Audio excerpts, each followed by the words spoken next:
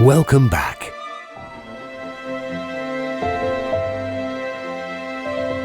Please respect everyone around you by not talking or checking your phone during the film. Now, switch it off and get ready to feel more. Again.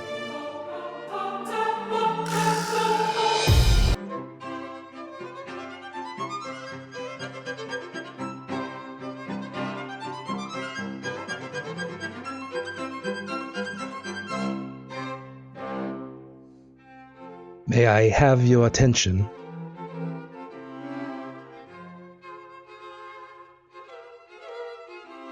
Thank you all for attending DrButterCar presents Hamlet by William Shakespeare, a one-man show.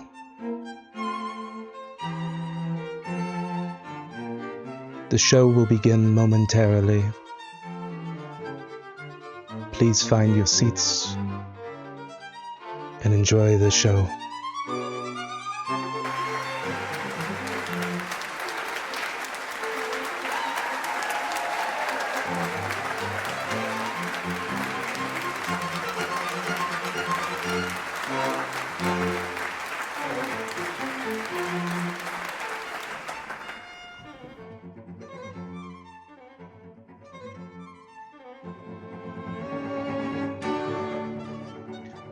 Good evening, all. Please enjoy the show. I've pinned in the comments for tonight's stream. Please note that Firebot, blurps, and most channel point redeems will be disabled for the show. During the performance, the actor will be unable to interact with chat except during breaks between acts. We appreciate your understanding. Please enjoy the show.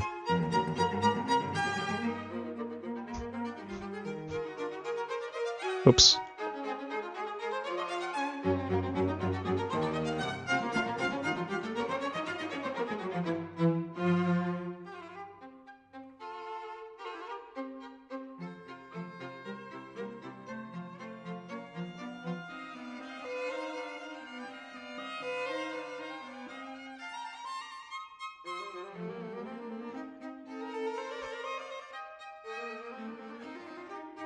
Act 1. Scene 1. Enter Bernardo and Francisco, two sentinels. Who's there? Nay, answer me. Stand and unfold yourself. Long live the king! Bernardo? He? You come most carefully upon your hour. 'Tis now struck 12. Get thee to bed, Francisco. For this relief, much thanks. 'Tis bitter cold, and I am sick at heart. Have you had quiet guard? Not a mouse stirring. Well, good night. If you do meet Horatio and Marcellus, the rivals of my watch, bid them make haste. Enter Horatio and Marcellus. I think I hear them. Stand ho! Who's there? Friends to this ground, and liegemen to the Dane. Give you good night. Oh, farewell, honest soldier. Who hath relieved you? Bernardo hath my place. Give you good night. Francisco exits. Hello, Bernardo. Say, what, is Horatio there? A piece of him. Welcome, Horatio. Welcome, good Marcellus. What?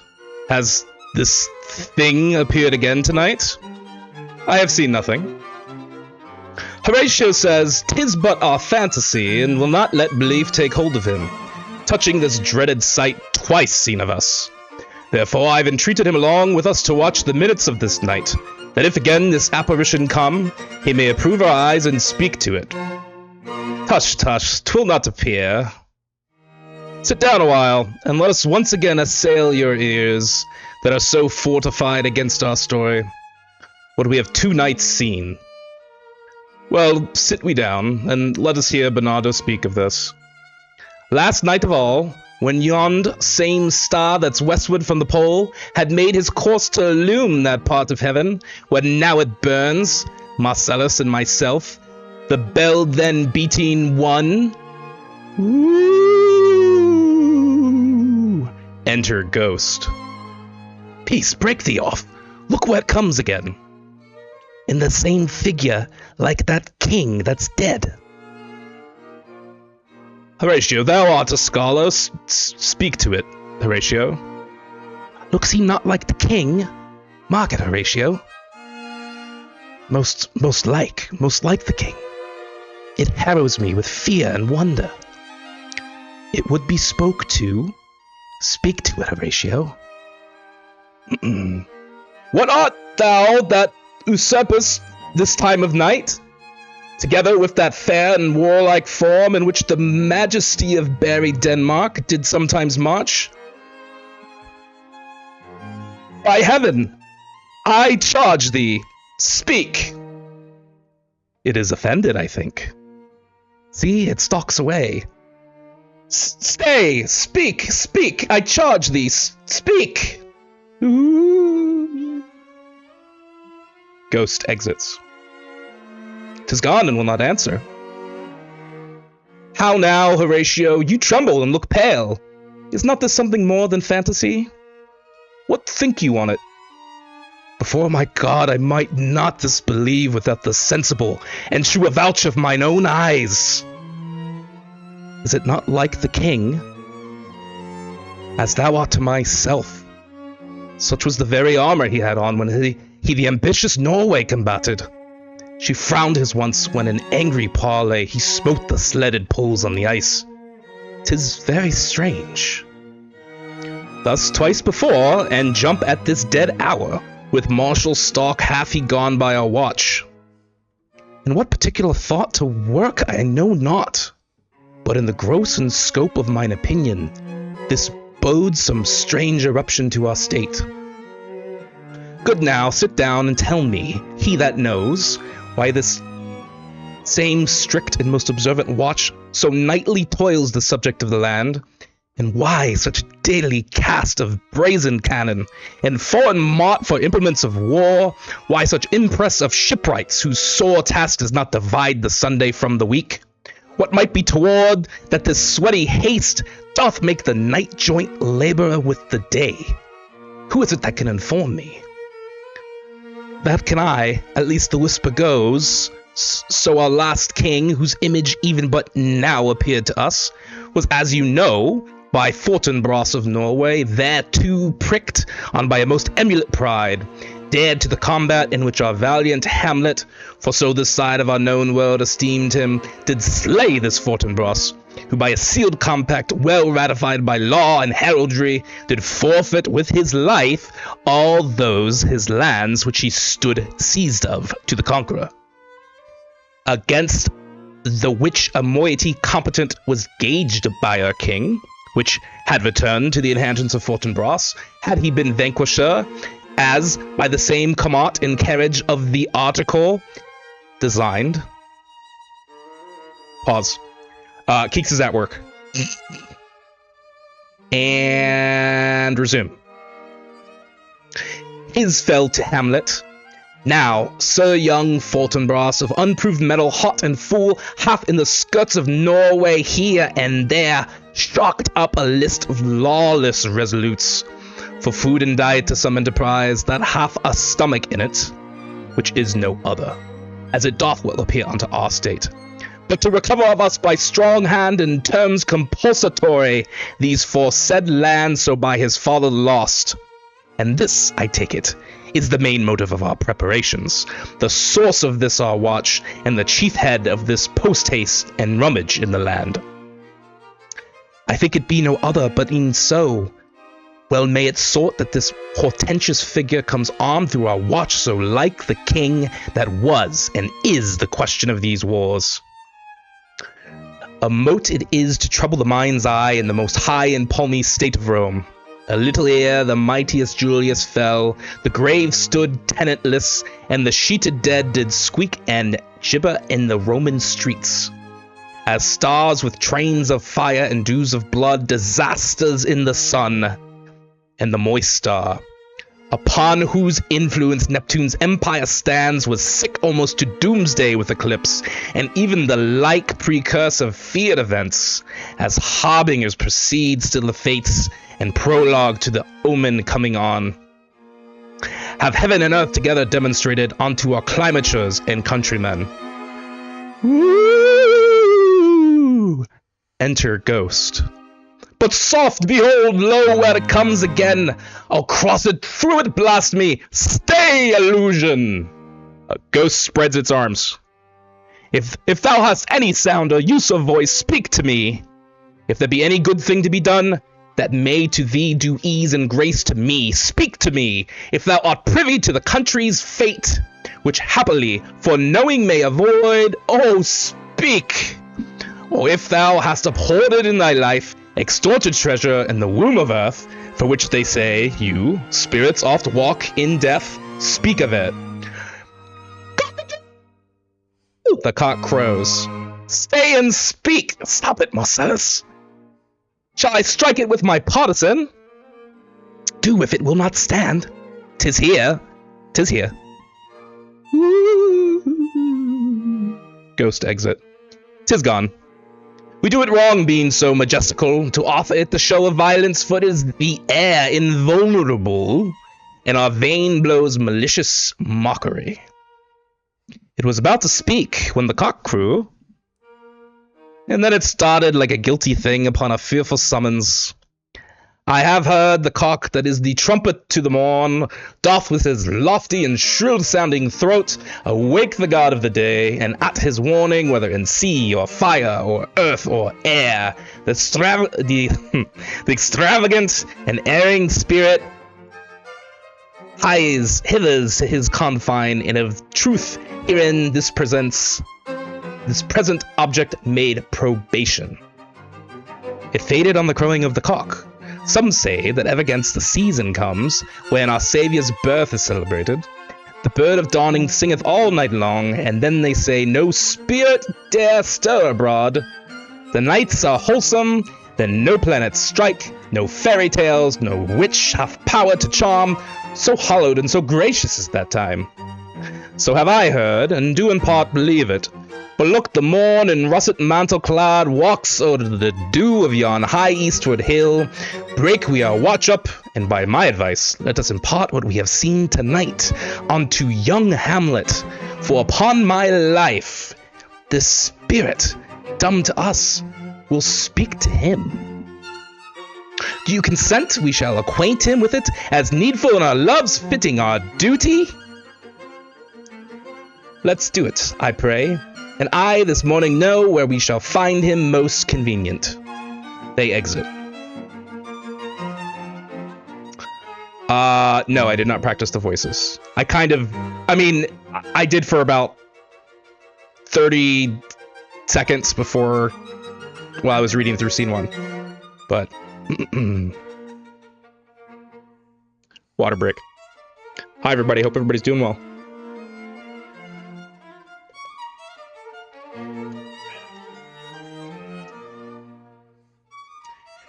Act 1, Scene 2.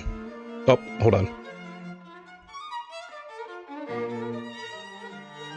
Thank you.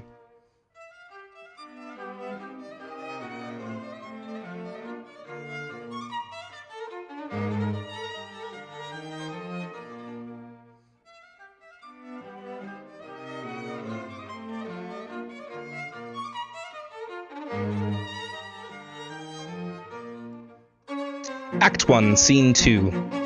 Flourish. Enter Claudius, King of Denmark, Gertrude... Oh, hold on, that's not a voice.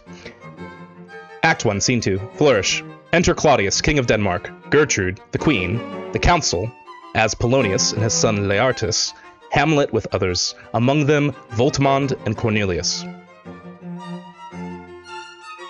Though yet of Hamlet, our dear brother's death, the memory be green, and that it us befitted to bear our hearts in grief, and our whole kingdom to be contracted in one brow of woe.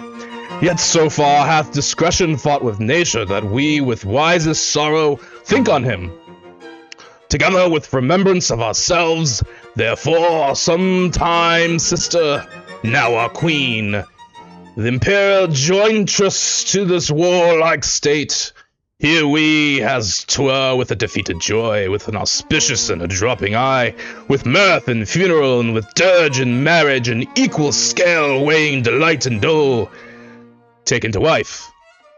Nor have we herein barred your better wisdoms, which have freely gone with this affair along. All our thanks. Now follows that you know young Fortinbras, holding a weak supposal of our worth, or thinking by our late dear brother's death, our state to be disjoint and out of frame, colleagued with his dream of his advantage, he hath not fared to pester us with message, importing the surrender of those lands, lost by his father, with all bonds of law. To our most valiant brother, so much for him. Now for ourselves, and for this time of meeting, thus much the business is, we have here writ to Norway, uncle of young Fortinbras, who impotent and bedrid, scarcely hears of this his nephew's purpose, to suppress his further gate herein, and that the levies, the lists, and full proportions of all made out of his subject. And we here dispatch you, good Cornelius, and you, Voltimand, for bearers of this greeting to old Norway. Cat, come on, please.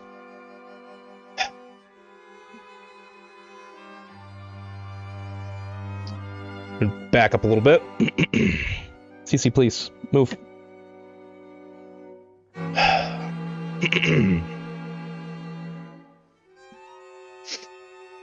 Out of his subject, and we here dispatch you, good Cornelius, and you, Voltimand, for bearers of this greeting to old Norway, giving to you no further personal power to business with the king, more than the scope of these dilated articles allow. The king gives them a paper. Farewell, and let your haste commend your duty. In that, in all things, we will show our duty. We doubt it nothing. Heartily farewell. Voltimand and Cornelius exit. And now, Leatus, what's the news with you? I just saw that. Cat understands this important scene. Cat does not understand. Cat just hears me talking in an annoying voice and wants me to stop. Cece, please no. Because you step directly on the key on the laptop and then things break. Cat loves the drama. And now, Leatus, what's the news with you? You told us of some suit. What is it, Leatus? Do not speak of reason to the Dane. And lose your voice. What wouldst thou beg, Leatus? That shall not be my offer, not thy asking. The head is more native to the heart, the hand more instrumental to the mouth, than is the throne of Denmark to thy father. Why wouldst thou have, Leatus?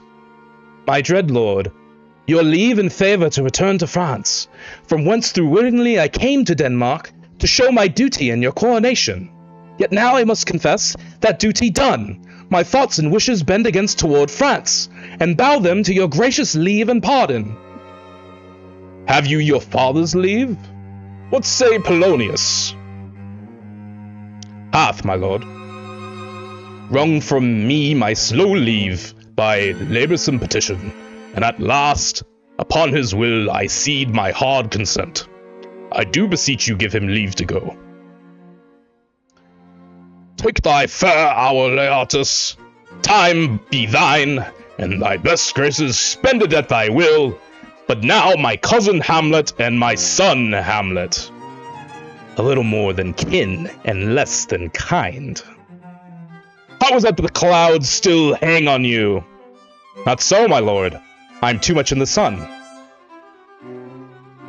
Good Hamlet, cast thy nighted colour off, and let thine eye look like a friend on Denmark. Do not forever with thy veiled lids seek for thy noble father in the dust. Thou know'st 'tis common, all that lives must die, passing through nature to eternity. Aye, madam, it is common. If it be, why seems it so particular with thee? Seems, madam? Nay, it is. I know not seems. 'Tis not alone my inky cloak, good mother, nor customary suits of solemn black, nor windy suspiration of forced breath, no, nor the fruitful river in the eye, nor the dejected havery of the visage, together with all forms, moods, shapes of grief. That can denote me truly. These indeed seem, for they are actions that a man might play. But I have that within which passes show, these but the trappings and the suits of woe. 'Tis sweet and commendable in your nature, Hamlet, to give these mourning duties to your father. But you must know your father lost a father, that father lost his, and the survivor bound in filial obligation for some term to do obsequious sorrow. But to persevere in obstinate condolement is a course of impious stubbornness. 'Tis unmanly grief. Shows a will most incorrect to heaven, a heart unfortified, a mind impatient, an understanding simple and unschooled. For what we know must be, and is as common as any the most vulgar thing to sense. Why should we in our peevish opposition take it to heart? Fie, 'tis a fault to heaven, a fault against the dead, a fault to nature.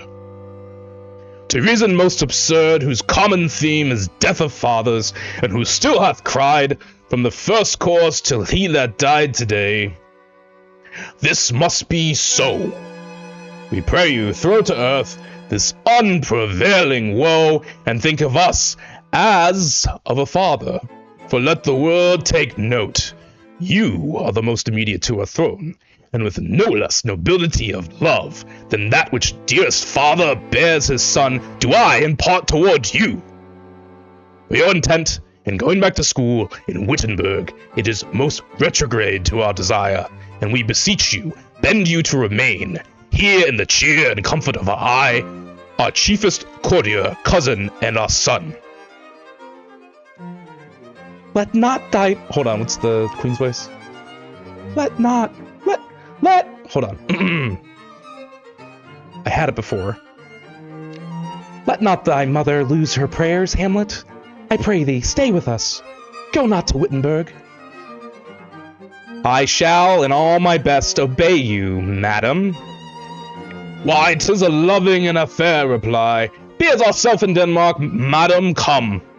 This gentle and unforced accord of Hamlet sits smiling to my heart, in grace whereof no juncund health that Denmark drinks today, but the great cannon to the clouds shall tell, and the king's rouse the heaven shall brew it again. Re-speaking earthly thunder, come away. Flourish. All but Hamlet exit. Oh, that this too sullied flesh would melt, thaw, and resolve itself into a dew. Or that the everlasting had not fixed his cannon 'gainst self-slaughter. Oh God, God, how weary, stale, flat, and unprofitable seem to me all the uses of this world. Fianta fi. 'Tis an unweeded garden that grows to seed. Things rank and gross in nature possess it merely, that it should come to this. But 2 months dead. Nay, not so much, not 2. So excellent a king that was to this Hyperion, to a satyr, so loving to my mother, that he might not beteem the winds of heaven, visit her face too roughly.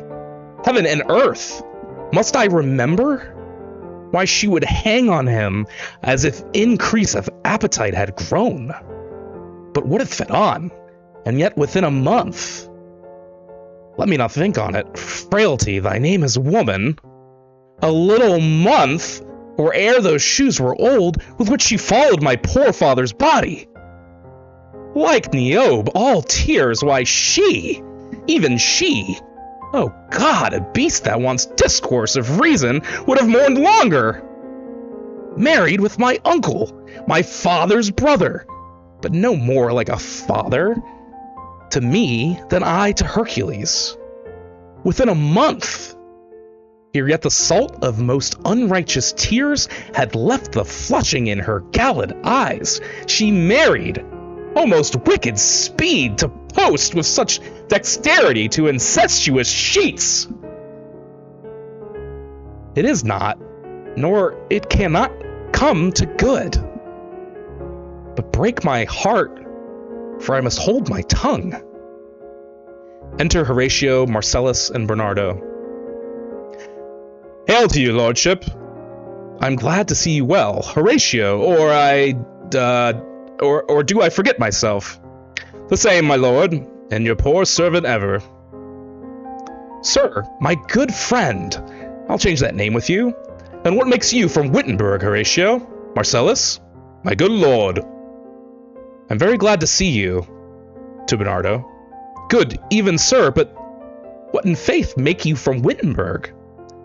A truant disposition, good my lord. I would not hear your enemy say so, nor shall you do my ear that violence to make it truster of your own report against yourself.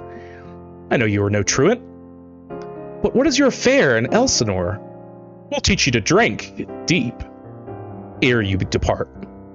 My lord, I came to see your father's funeral. I prithee, do not mock me, fellow student. I think it was to see my mother's wedding. Indeed, my lord, it followed hard upon. Thrift, Horatio. The funeral baked meats did coldly furnish forth the marriage tables. Would I had met my dearest foe in heaven, or even I had seen that day, Horatio, my father, methinks, I see my father. Where, my lord? In my mind's eye, Horatio. I saw him once. He was a good king. He was a man. Take him for all in all, I shall not look upon his like again. My lord, I think I saw him yesternight. Saw who? My lord, the king, your father. The king, my father. Season your admiration for a while with an attent ear, till I may deliver upon the witness of these gentlemen this marvel to you. For God's love, let me hear. 2 nights together had these gentlemen, Marcellus and Bernardo, on their watch, in the dead waste and middle of the night, been thus encountered, a figure like your father, armed at point exactly cap a pie, appears before them, and with solemn march goes slowly and stately by them. Thrice he walked by their oppressed and fear-surprised eyes within his truncheon's length, whilst they, distilled almost to jelly with the act of fear, stand dumb and speak not to him. This to me, in dreadful secrecy in part they did, and I with them the 3rd night kept the watch, whereas they had delivered, both in time, form of the thing, each word made true and good. The apparition comes. I knew your father. These hands are not more like. But where was this? My lord, upon the platform where we watch. Did you not speak to it? My lord, I did, but answer made it none. Yet once methought it lifted up its head and did address itself to motion like it would speak. But even then the morning cock crew loud, and at the sound it shrunk in haste away and vanished from our sight. 'Tis very strange. As I do live, my honored lord, 'tis true, and we did think it writ down in our duty to let you know of it. Indeed, sirs, but this troubles me. Hold you the watch tonight? We do, my lord. Armed, you say you? Armed, my lord. From top to toe? Yes, my lord, from head to foot. Then saw you not his face? Oh, yes, my lord, he wore his beaver up. What, looked he frowningly? A countenance more in sorrow than in anger. Pale or red? Nay, very pale. And fixed his eyes upon you? Most constantly. I would I had been there. It would have much amazed you. Very like. Stayed it long? While one with moderate haste might tell 100. Longer, longer. Not when I saw it. His beard was grizzled, no? It was as I've seen it in his life, a sable silvered. I will watch tonight. Perchance, 'twill walk again. I warrant it will. If it assume my noble father's person, I'll speak to it, though hell itself should gape and bid me hold my peace. I pray you all, if you have hereto concealed this sight, let it be tenable in your silence still. And whatsoever else shall hap tonight, give it an understanding but no tongue. I will requite your loves. So fare you well. Upon the platform, twixt 11 and 12, I'll visit you. Our duty to your house. Your loves as mine to you. Farewell. All but Hamlet exit. My father's spirit in arms. All is not well. I doubt some foul play. Would the night were come. Till then, sit still, my soul. Foul deeds will rise. Through all the earth, overwhelm them to men's eyes. He exits.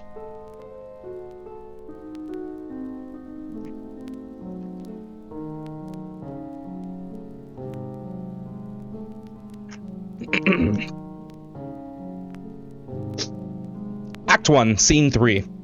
Enter Laertes and Ophelia, his sister. My necessaries are embarked. Farewell. And sister, as the winds give benefit and convey is assistant, do not sleep, but let me hear from you. Do you doubt that? For Hamlet, and the trifling of his favor, hold it to fashion and toy and blood. A violet in the youth of primy nature, forward, not permanent, sweet, not lasting, the perfume and suppliance of a minute, no more. No more but so? Think it no more. For nature crescent does not grow alone, infuse in bulk, but as this temple waxes, the inward service of the mind and soul grows wide withal. Perhaps he loves you now, and now no soil nor cottle doth besmirch the virtue of his will. But you must fear, his greatness weighed, his will is not his own, for he himself is subject to his birth. He may not, as unvalued persons do, carve for himself, for on his choice depends the safety and the health of this whole state. And therefore must his choice be circumscribed unto the voice and yielding of that body, whereof he is the head. Then, if he says he loves you, it fits your wisdom so far to believe it, as he in his particular act and place may give his saying deed, which is no further than the main voice of Denmark goes withal. Then wayward loss your honor may sustain, if with too credent ear you list his songs, or lose your heart, or chaste treasure open to his unmastered opportunity. Fear it, Ophelia. Fear it, my dear sister, and keep you in the rear of your affection, out of the shot and danger of desire. The chariest maid is prodigal enough, if she unmask her beauty to the moon. Virtue itself scapes not calumnious strokes. The canker galls the infants of spring too oft before their buttons be disclosed, and in the morn and liquid dew of youth, contagious blasphements are more imminent. Be wary then. Best safety lies in fear. Youth to its rebels, though no one else near. I shall the effect of this good lesson keep, as watchman to my heart. But, good my brother, do not, as some ungracious pastors do, show me the steep and thorny way to heaven, whiles like a puffed and reckless libertine, himself the primrose path of dalliance treads, and recks not his own reed. Oh, fear me not.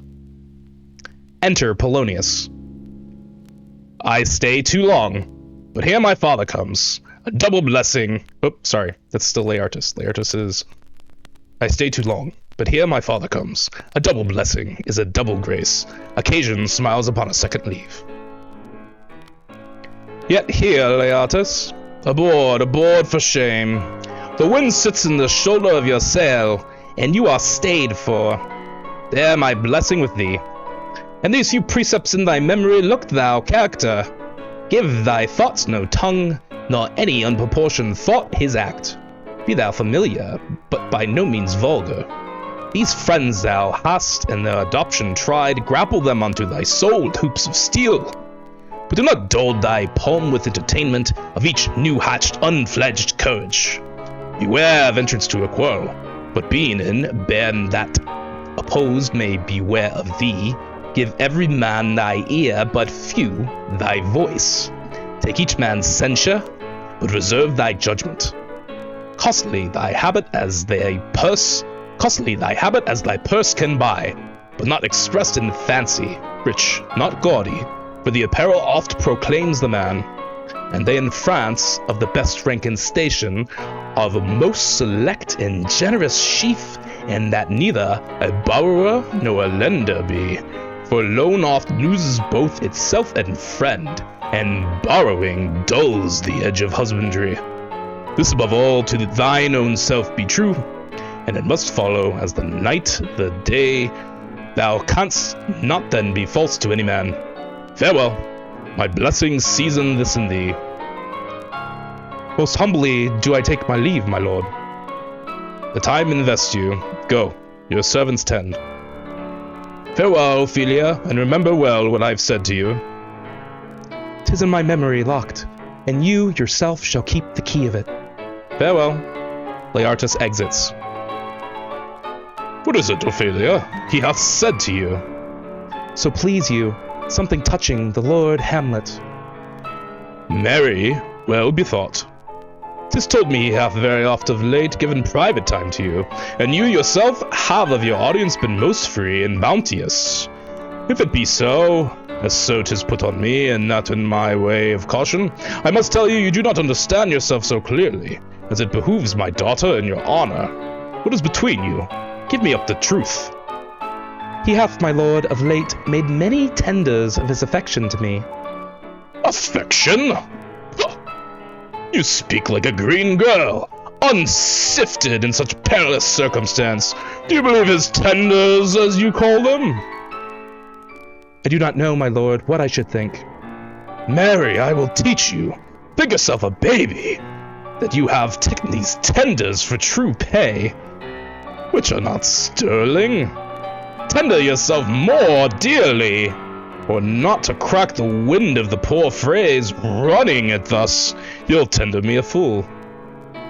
My lord, he hath importuned me with love in honorable fashion. Aye, fashion you may call it. Go to. And hath given countenance to his speech, my lord, with almost all the holy vows of heaven. Aye, springes to catch woodcocks. I do know when the blood burns how prodigal the soul lends the tongue vows. These blazes, daughter, given more light than heat, extinct in both, even in the promise it is a-making, you must not take for fire. From this time, be something scanter of your maiden presence, set your entreatments at a higher rate than a command to parley for Lord Hamlet. Believe so much in him that he is young, and with a larger tether may he walk than may be given you. And few, Ophelia, do not believe his vows, for they are brokers, not of the dye which their investments show, but mere implorators of unholy suits, breathing like sanctified and pious bawds, the better to beguile. This is for all. I would not in plain terms from this time forth have you so slander any moment leisure as to give words or talk with Lord Hamlet. Look to it, I charge you. Come your ways. I shall obey, my lord. They exit.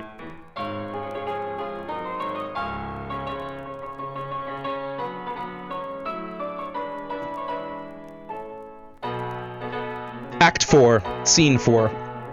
Enter Hamlet, Horatio, and Marcellus. Oh. Hold on. We are back here.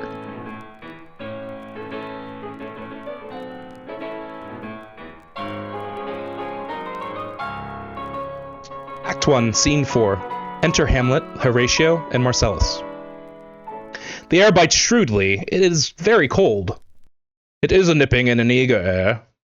What hour now? I think it lacks of 12. No, it struck. Indeed, I heard it not. It then draws near the season when the spirit held his wont to walk. A flourish of trumpets and 2 pieces go off. What does this mean, my lord? The king doth wake tonight and take his rouse. Keeps wassail and the swaggering upspring reels, and as he drains his draughts of reddish down, the kettle drum and trumpet thus bray out the triumph of his pledge. Is it a custom? I marry, isn't it? Hold on, sorry. I marry, isn't it?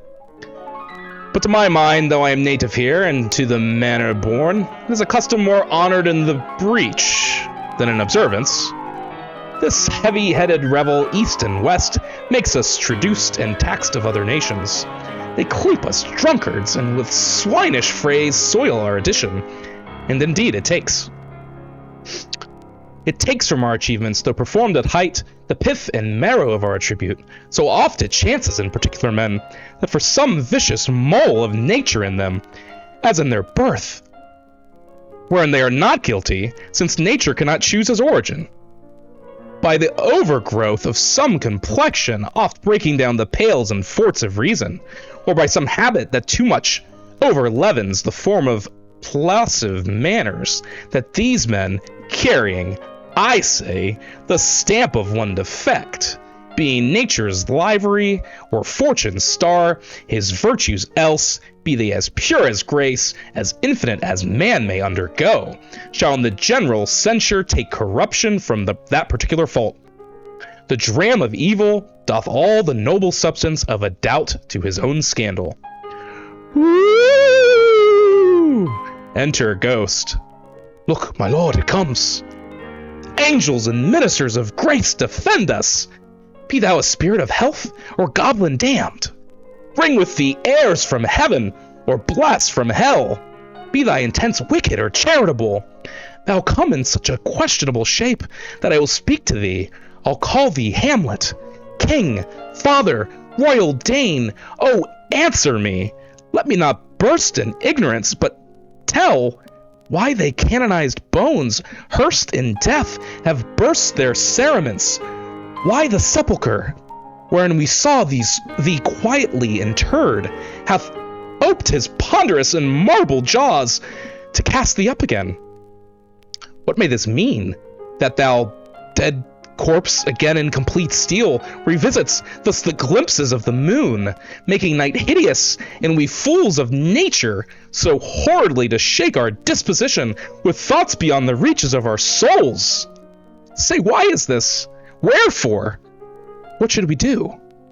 The ghost beckons Hamlet forward. It beckons you go to away with it, as if it some impartment did desire to you alone. Look with what courteous action it waves you to a more removed ground, but do not go with it. No, by no means. It will not speak, then I will follow it. Do not, my lord. Why? What should be the fear? I do not set my life at a pin's fee, and for my soul, what can it do to that? Being a thing immortal as itself. It waves me forth again. I will follow it. What if it tempts you toward the flood, my lord, or to the dreadful summit of the cliff that beetles over his base to the sea, and there assumes some other horrible form which might deprive your sovereignty of reason and draw you into madness? Think of it. The very place puts toys of desperation without more motive into every brain that looks so many fathoms to the sea and hears it roar beneath. It waves me still. Go on. I'll follow thee. You shall not go, my lord. They hold back Hamlet. Hold off. Hold off your hands. Be ruled. You shall not go. My fate cries out and makes each and every petty archer in this body as hardy as the Nemean lion's nerve. Still I am called. Unhand me, gentlemen. By heaven, I'll make a ghost of him that lets me. I say, away. Go on. I'll follow thee. The ghost and Hamlet exit. He waxes desperate with imagination. Let's follow. 'Tis not fit thus to obey him. Have after. To what issue will this come? Something is rotten in the state of Denmark. Heaven direct it. Nay, let's follow him. They exit. Act 5. Whoops. Act 1, Scene 5. Enter Ghost and Hamlet. Whither wilt thou lead me? Speak, I'll go no further. Mark me. I will. My hour is almost come, when I to sulphurous and tormenting flames must render up myself. Alas, poor ghost! Pity me not, but lend thy serious hearing to what I shall unfold. Speak, I'm bound to hear.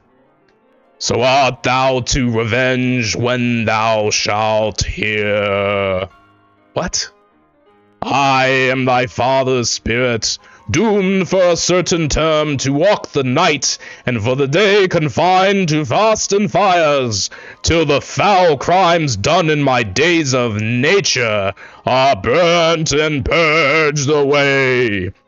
But that I am forbid to tell the secrets of my prison house, I could a tale unfold whose lightest word would harrow up thy soul, freeze thy young blood, make thy two eyes like stars start from their spears, thy knotted and combined locks to part, and each particular hair to stand on end, like quills upon the fearful porpentine.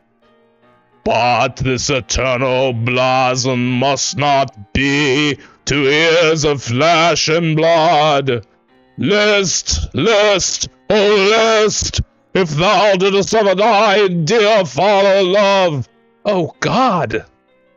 Revenge his foul and most unnatural murder. Murder? Murder most foul. As in the best it is, but this most foul, strange, and unnatural. Haste me to know it, that I, with wings as swift as meditation or the thoughts of love, may sweep to my revenge. I find thee apt, and duller shouldst thou be than the fat weed that roots itself in ease on Lethe wharf. Wouldst thou not sternness? Now, Hamlet, hear, 'tis given out that sleeping in my orchard, a serpent stung me.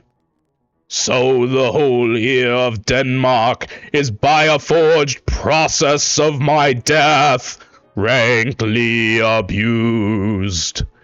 But know thou, noble youth, the serpent that did sting thy father's life now wears his crown. Oh, my prophetic soul, my uncle! I, that incestuous, that adulterate beast, with witchcraft of his wits, with traitorous gifts, oh, wicked wit and gifts that have the... Please move, CC.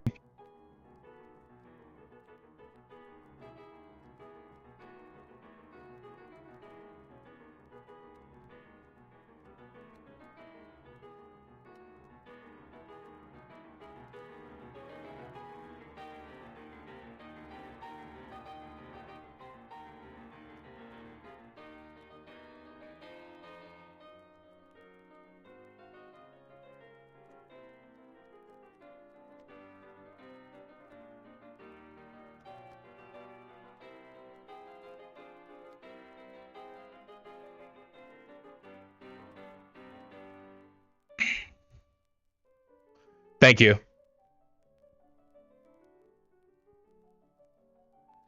Thank you. I would have been really upset.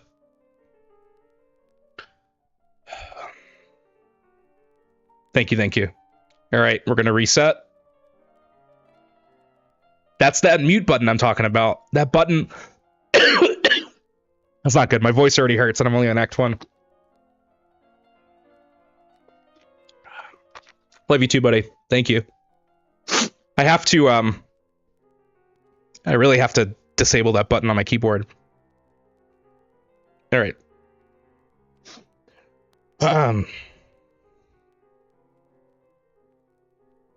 Oh, my prophetic soul, my uncle!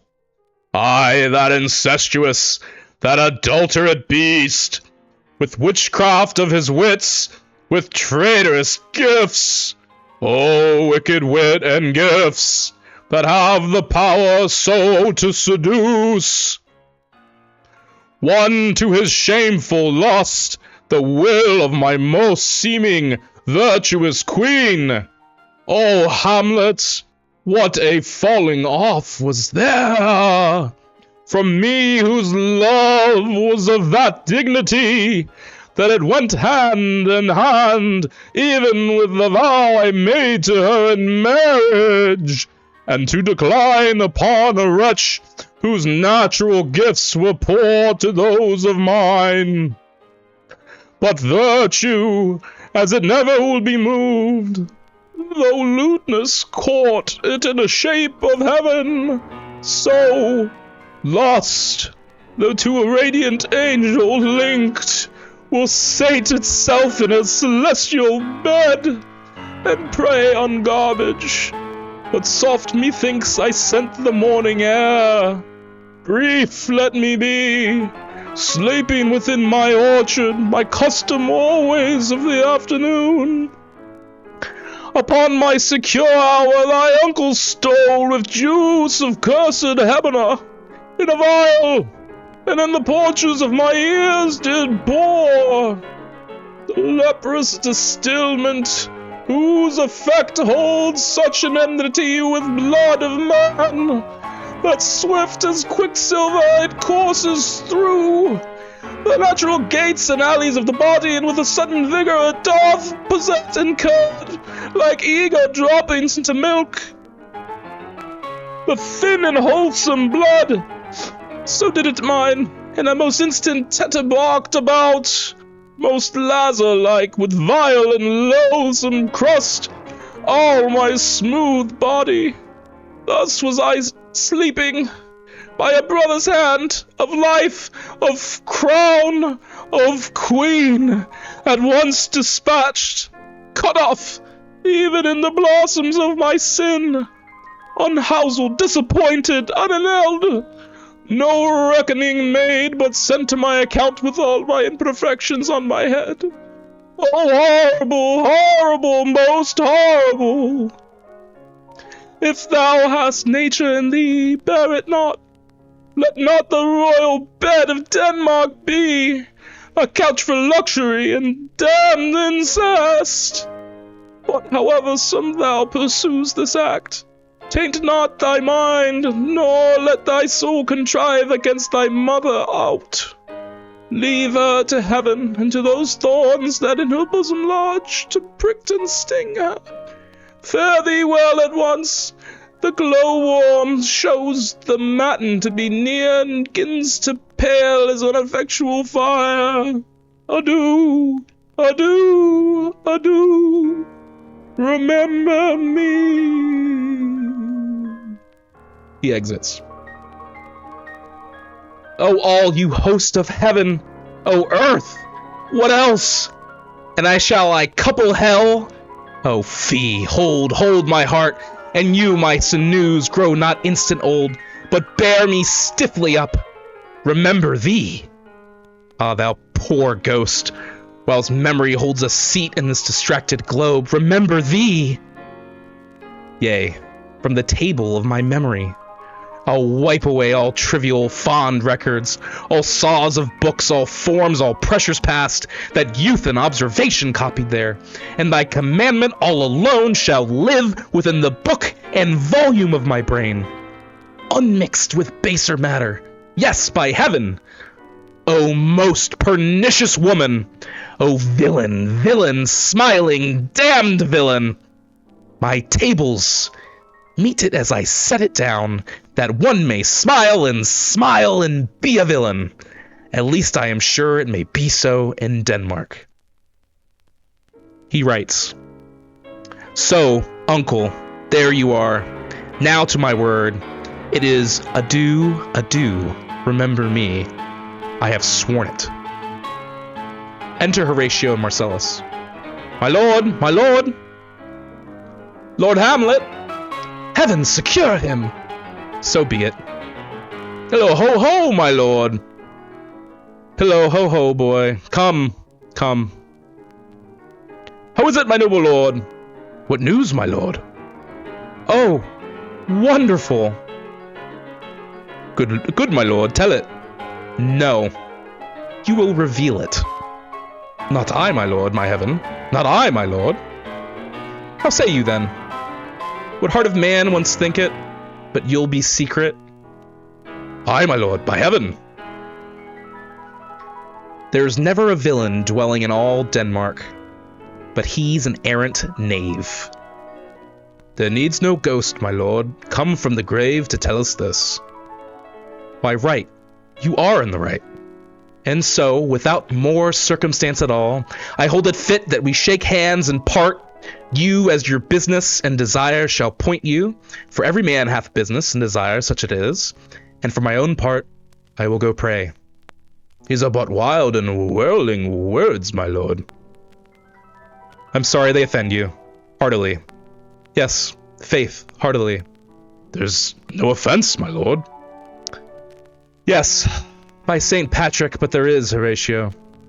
And much offense, too. Touching this vision here, it is an honest ghost that let me tell you. For your desire to know what it is between us, overmaster it as you may. And now, good friends, as you are, friends, scholars, and soldiers, give me one poor request. What is it, my lord? We will. Never make known what you have seen tonight. My lord, of course, we will not. Nay, but swear it. In faith, my lord. Not I. Not I, my lord. In faith. Upon my sword. We have sworn, my lord, already. Indeed. Upon my sword.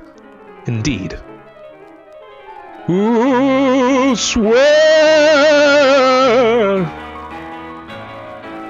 Ha ha, boy, sayest thou so? Art thou there, true penny? Come on, you hear this fellow in the cellarage? Consent to swear. Propose the oath, my lord. Never to speak of this that you have seen. Swear by my sword.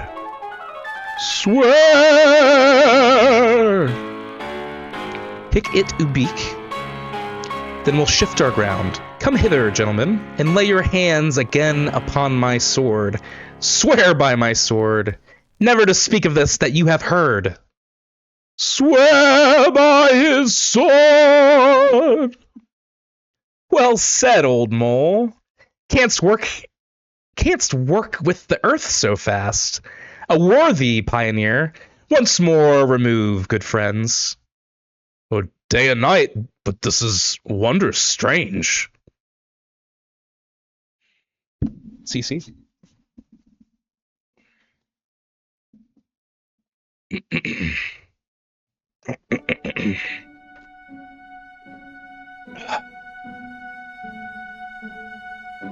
Oh, day and night, but this is wondrous strange. And therefore, as a stranger, give it welcome. There are more things in heaven and earth, Horatio, than are dreamt of in your philosophy. But come, here, as before, never, so help you mercy. How strange or odd someone or I bear myself, as I perchance hereafter shall think meet to put an antic disposition on, that you at such time seeing me never shall with arms encumbered thus, or this headshake, or by pronouncing of some doubtful phrase, as, well, we know, or we could, and if we would, or if list to speak, or there be an if they might, or such ambiguous giving out to note, that you know aught of me, this do swear, so grace and mercy at your most need help you. Swear! Rest, perturbed spirit. So, gentlemen, with all my love I do commend me to you, and what so poor a man as Hamlet is, may do to express his love and friending to you, God willing shall not lack. Let us go in together, and still your fingers on your lips, I pray. The time is out of joint. Oh, cursed sprite, that ever I was born to set it right. Nay, come, let's go together. They exit.